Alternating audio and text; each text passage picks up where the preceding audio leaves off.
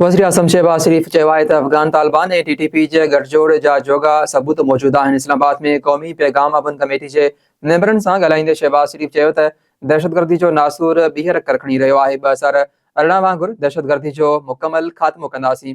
दहशतगर्दनि खे पाकिस्तान जी सरहदुनि मां कढी अरबी समुंड में उछलायो वेंदो। हुन चयो त अफ़गान तालिबान ऐं TTP जे गठजोड़ जा पका सबूत आहिनि ऐं दुश्मन तरफ़ां उन्हनि खे हर क़िस्म जा वसीला फ़राहम कया पिया वञनि।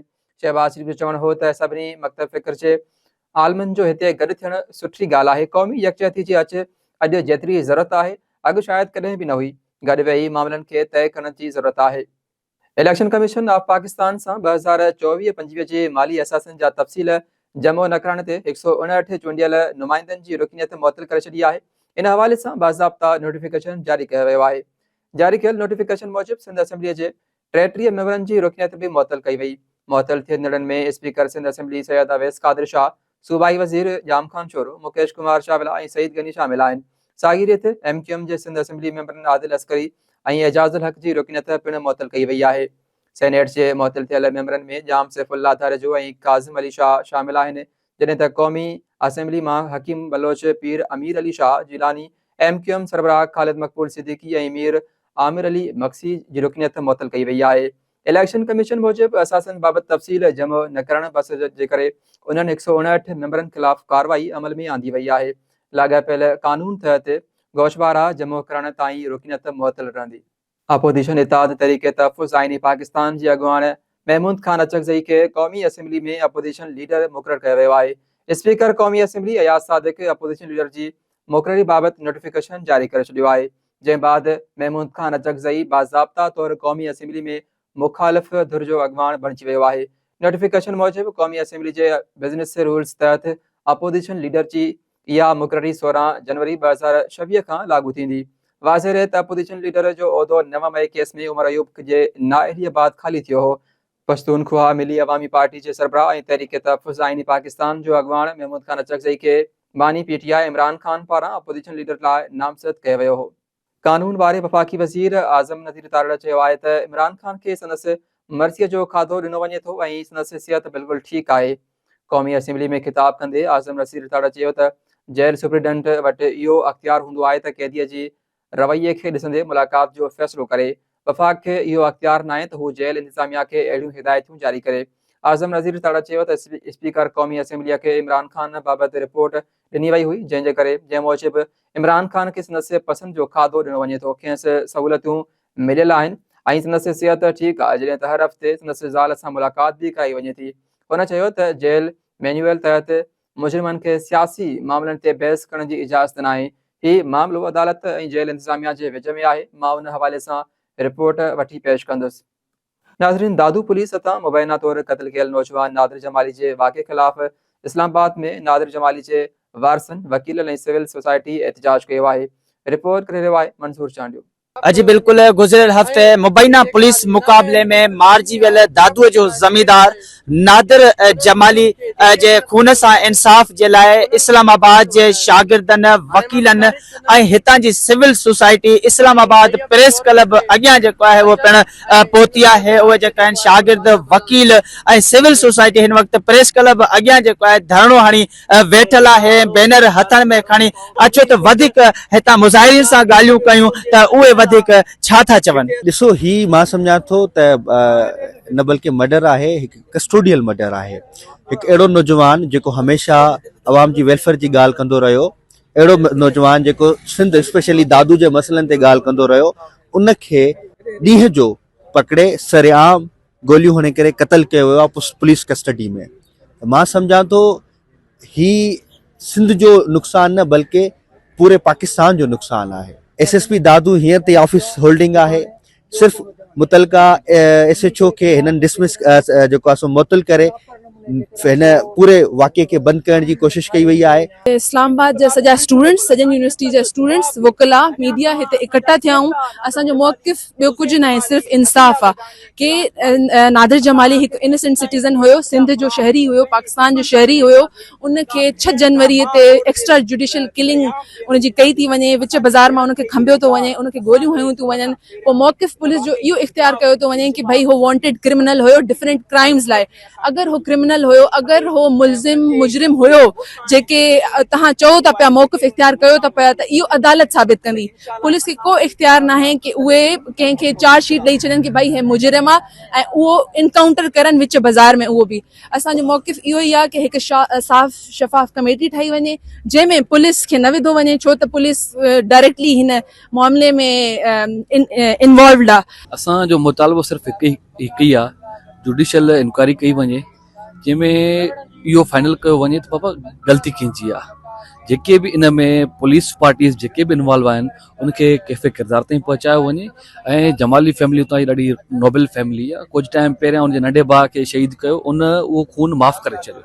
मतिलबु एॾो कातिल हुयो, ज़ालिम हुयो ऐं हे चवनि था चोर हुयो, धाड़ेल हुयो, त उन्हनि सां छो न विड़ियो वञे। कोई भाउ पंहिंजो बदिलो माफ़ न कंदो आहे। उहो अहिड़ी फैमिली सां तालुक़ु रखे पियो जेको ॿोॾे टाइम माण्हुनि जी मदद बि करे पियो, माण्हुनि जे कम बि अचे पियो, इलाइक़े वारा माण्हू बि उनजी इज़त कनि पिया, ज़मीनदार माण्हू हुयो, उन माण्हू ते हिननि इहो टैग लॻायो आहे त इहो चोर आहे।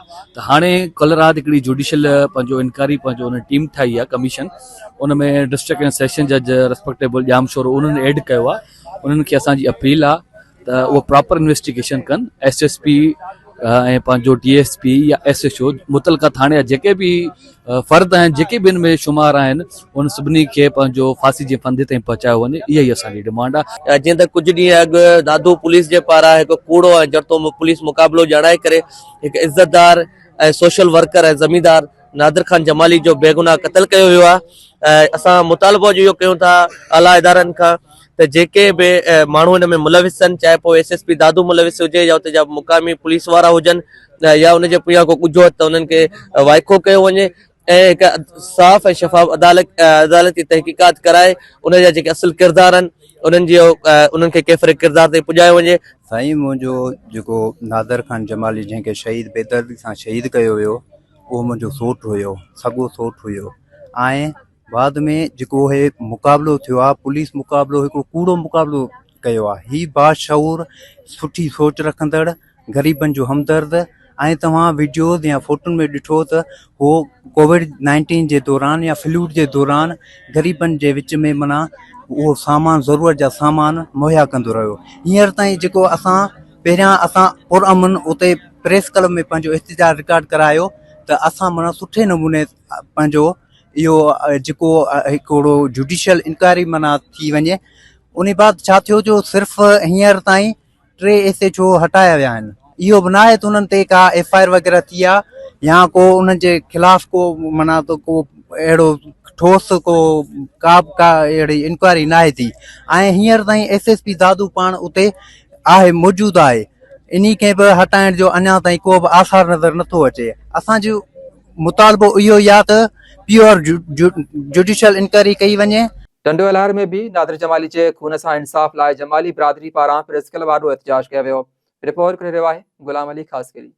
जी बिल्कुलु, हिन वक़्तु असां टंडो अलहर प्रेस क्लब आॾो मौजूदु आहियूं। मीर नादिर जमाली जे अॼु टंडो अलहर जा जेके जमाली बिरादरी ऐं नौजवान पारां अॼु टंडो अलहर प्रेस क्लब आॾो एहतजाजी मुज़ाहिरो कयो वियो आहे। अचो त हिननि सां ॻाल्हि ॿोल कयूं त हिन जो छा चवणु आहे। असां जमाली क़ौम असांजी सिंध में तमामु वॾे पैमाने ते रहे थी ऐं अॼु नौजवान जमाली इताद जे तरफ़ां ऐं हाजी मोहम्मद ख़ान जमाली जेको टंडे अलहर ज़िले जो प्रेसिडेंट आहे ऐं मोहम्मद हनीफ जमाली जेको पाण ऐं ख़ुदि जेको खेसाने मुरीद हैदराबाद ज़िले जो सदर आहियां ऐं असां जमाली बिरादरी जे तरफ़ां ऐं रऊफ़ भाउ बीठो आहे ऐं सभिनी खे जो शुक्रगुज़ार आहियां त अॼु नादिर जमाली सां जेको डिस्ट्रिक्ट दादू में पुलिस जे तरफ़ां बेरहमी सां हुनखे क़तल कयो वियो आहे। ऐं असां अपील था करियूं चीफ जस्टिस ऑफ पाकिस्तान, सदर पाकिस्तान आसिफ अली ज़रदारी, वज़ीर आला सिंध ऐं ॿिया जेके बि पीपल्स पार्टी जा नुमाइंदा आहिनि ऐं जेके जज साहिब आहिनि, उन्हनि सभिनी खे असां जमाली बिरादरी अपील था करियूं त असां सदाई पीपल्स पार्टी सां गॾु रहिया आहियूं ऐं उन्हनि सां गॾु रहंदासूं।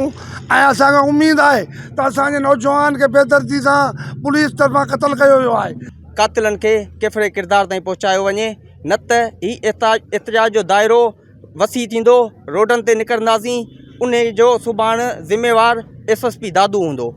माण्हू पंहिंजो नादिर जमाली जेको हुनखे पुलिस क़तल कयो डिस्ट्रिक्ट दादू में, असां हिन इहे एहतिजाज कयो आहे त हुनजे खून सां इंसाफ़ थिए। चीफ जस्टिस सिंध, वज़ीर आला सिंध खे अपील था कयूं त हिन जे खून सां इंसाफ़ थिए ऐं शफ़ाफ़ तरीक़े सां जेको आहे हिन जो इंक्वायरी थिए, जेको इहो क़तल थियो आहे हिन जो अज़ालो थी वञे।